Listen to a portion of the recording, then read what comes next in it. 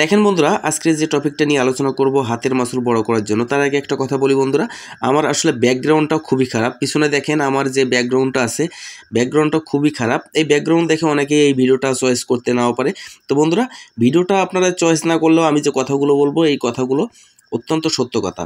তো দেখেন এখানে যে এক্সারসাইজটা করছি স্লোলিভাবে, মানে আমি বলছি হাতের মাসুলটাকে বড় করার জন্য যে ওয়ার্কআউটগুলো করতে হবে কোন নিয়মে। দেখেন এই যে ওয়ার্কআউটটা করছি, এই ওয়ার্কআউটটা করতে হবে স্লো উঠবে স্লো নামবে, এমন সিস্টেমে করতে হবে।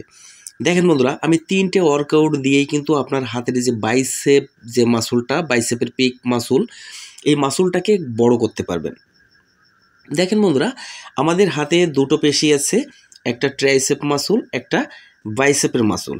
তো দেখেন ট্রাইসেপ মাসুলটা কিন্তু বেশ বড় থাকে প্রত্যেকটা মানুষের, কিন্তু বাইসেপ মাসুলটা কিন্তু ছোট থাকে। এই জন্য আমাদের কিন্তু বাইসেপ মাসুলের প্রতি একটু ফোকাসটা বেশি রাখতে হবে।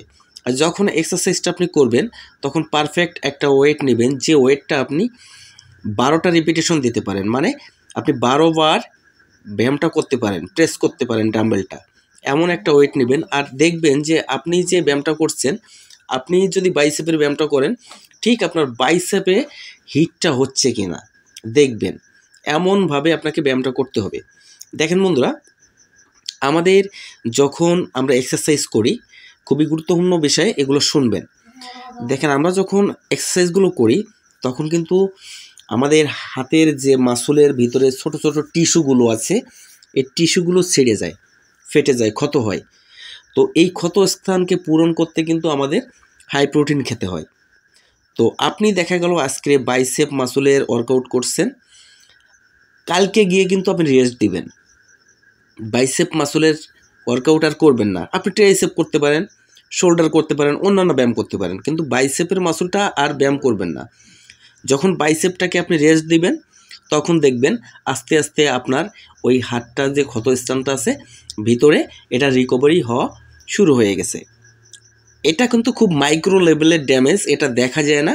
তবে দেখবেন যে আপনার হাতে পেইন হচ্ছে কিনা, আপনি আজকে ওয়ার্কআউট করলে কালকে পেইন হচ্ছে কিনা, তাহলে আপনার পারফেক্টভাবে ব্যায়ামটা করা হয়েছে।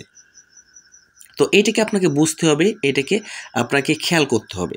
আর যে ওয়ার্কআউটটা করেন না কেন, সেই ওয়ার্কআউটটা কিন্তু সুন্দরভাবে পারফেক্টভাবে আপনাকে প্রেস করতে হবে, না হলে কিন্তু হবে না।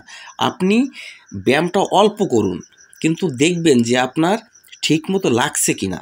ঠিকমতো লাগাতে পারলে আপনার শরীরে কাজটা কিন্তু দ্রুত হবে। আর যদি ঠিকমতো না লাগে তাহলে আপনি 100 বার কেন 500 বার প্রেস করেন, আপনার শরীরে কোনো কাজই হবে না, বরং ক্ষতি হতে পারে।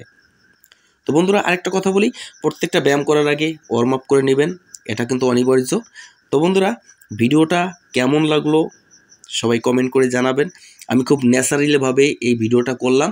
আর সবাই কিন্তু ন্যাচারাল খাদ্য খাবেন, কখনো কোনো মেডিসিন, সাপ্লিমেন্ট এগুলো ইউজ করতে যাবেন না।